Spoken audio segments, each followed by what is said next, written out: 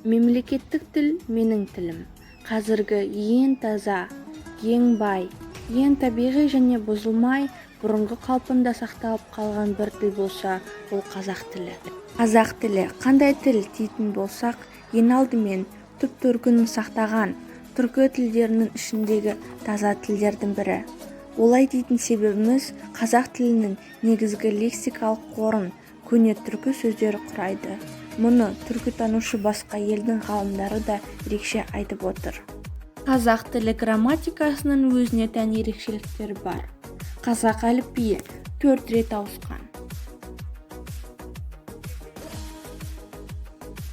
Көне түркілік руна жазуы 3-8 ғасырлардан бастап жазылған. Араб графикасы 1920 жылдардың соңына дейін болған. Басылып шыққан тұңғыш кітап ол Сейфул-Мәлік поэмасы.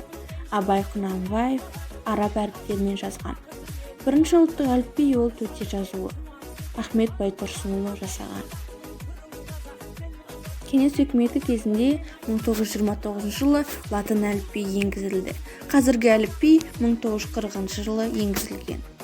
42 әріптен тұрады. Оның 33-і кириллицадан енген.